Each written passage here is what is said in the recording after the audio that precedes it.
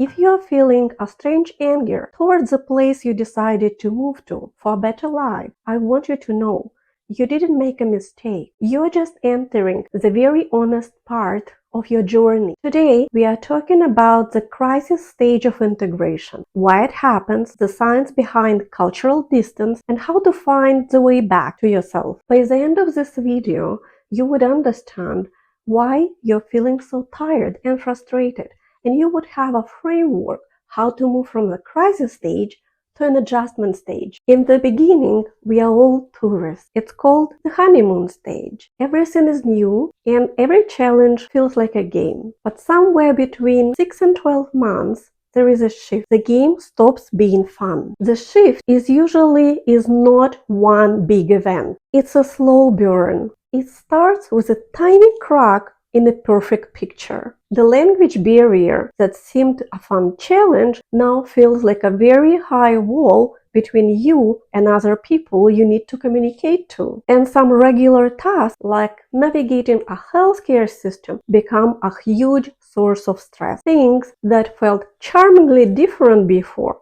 now just feel hard. This is the moment when you stop feeling like a guest in your new country and start feeling the full weight of being an immigrant. In research, this stage is called culture shock, and it's natural state of physical and mental disorientation in this stage of immigration. Think of it this way. Your internal map you used to navigate in your old life doesn't fit your new environment. The map you used to navigate somewhere in Bogota or Tokyo doesn't help you here in Mississauga or in Toronto. Every step, every route requires conscious decisions. You need to think about every step to move forward. Also, at this stage of integration, it is normal to experience nostalgic disorientation. It's a deep sense of grief. You aren't just missing your family. You're grieving your familiar social and psychological environment that anchored your identity. You're grieving that version of you that was effortless. For those of you who moved to Canada in midlife, there is a special pain at this stage. It's a gap between who you know you are and how the world sees you. Many of you were highly skilled professionals back home, doctors, engineers, or senior managers. But here in Canada, you might experience status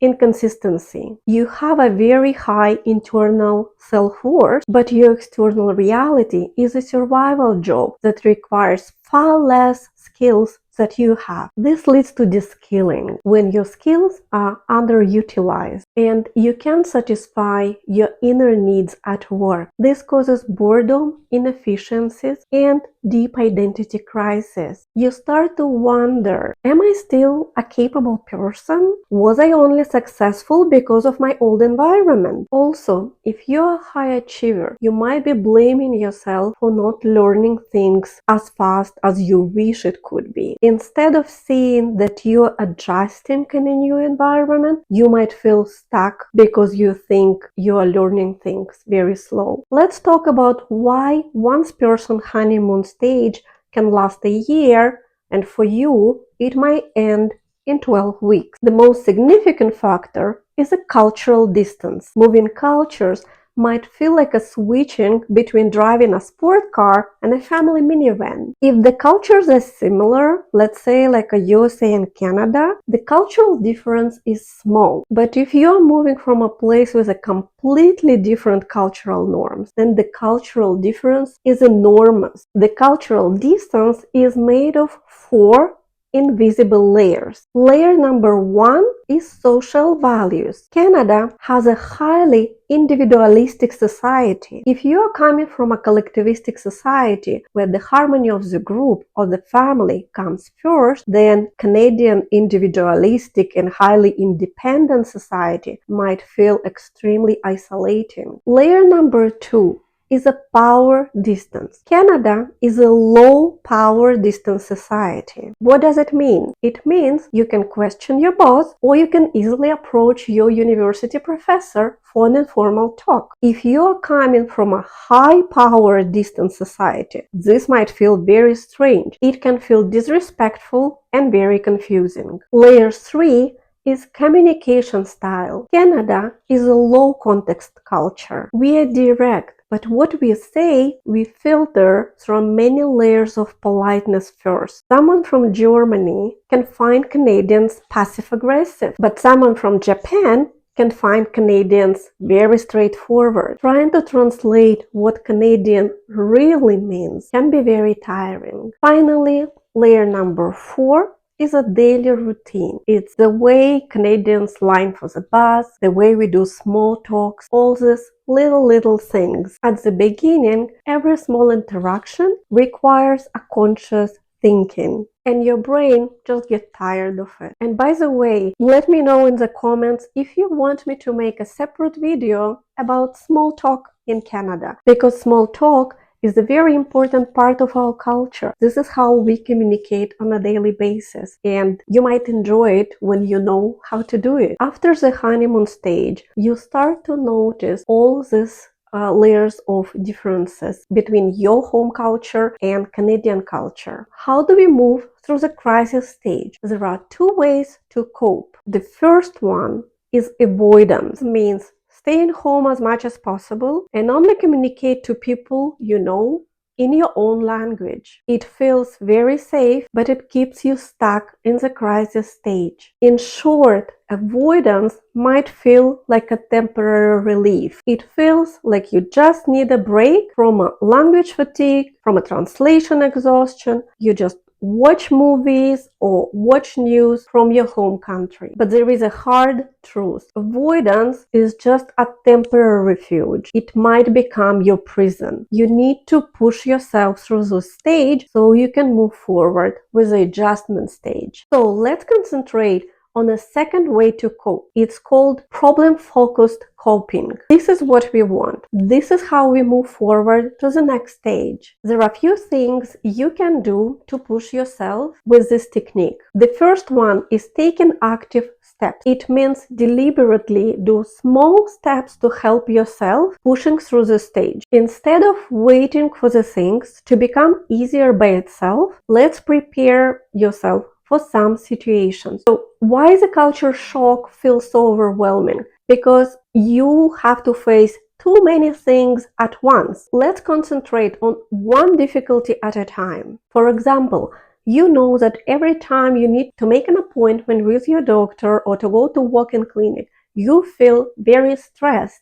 Maybe you are even trying to avoid the situations altogether. Instead of avoiding it, prepare yourself. Write down a few questions or few sentences, or work on potential dialogue between you and receptionist. Practice the phrases before you need to make a call. Time you call, it might not be easy, but it will be manageable. The important point that integration rarely comes easily. You need to take active steps. You need to ask questions, you need to learn language that you might use every day, you need to attend community events, and sometimes you need to seek a professional guidance. The second strategy will help you to reduce stress and will help you to move forward in your adaptation process. It's called reframing. What does it mean? Reframing changes how you do the interpretation of a difficult situation. During culture shock, people often internalize difficulties as personal failures. Reframing helps you to see the difficulties as a part of your integration process. Example, you need to go to the government office for some documents. When you arrive there is an employee. In order for you to understand them, you constantly need to ask them, can you please speak slowly? Can you please repeat it? And then when you leave the office, you have this very hard feeling. You think, it was so difficult. I felt so stupid. This is how we do interpretation automatically. However, when you apply reframing, it would sound differently. It would sound like, of course it was difficult because I'm learning new language. I'm learning new system. Today, I learned this part of the process. Next time, it will be easier. So the event didn't change, but your interpretation of the event changed. The third strategy I want to share with you, called the pocket of ease. Your goal to find an activity or a place where you can be yourself. Pocket of ease is a space where your worries disappear. Imagine someone who is constantly feeling stress and overwhelmed, and then the person has a space or the group where they don't need to worry about the perfect English. They can concentrate on activity, just going for a walk, taking photographs, or doing your favorite activity. Pocket of ease can be anything: a hobby group, an activity. It could be volunteering, but you have to remember it has to be something simple, not overwhelming. It's a place where you can act and behave naturally and relax. So these are the spaces that provide you with emotional rest. These places can remind you that you have an identity beyond being an immigrant who is adjusting in the new country. There is a good news. Even this stage goes away. Stage of frustration usually lasts between 6 months to 1 year. That's where an adaptation stage begins and your routine becomes more manageable. In our next video, we are going to talk about that transitional stage, how we can accelerate it and make it enjoyable. If this resonates with you today, you're not alone. You're just in the middle of a very long and very brave journey. Thanks for watching. See you next time.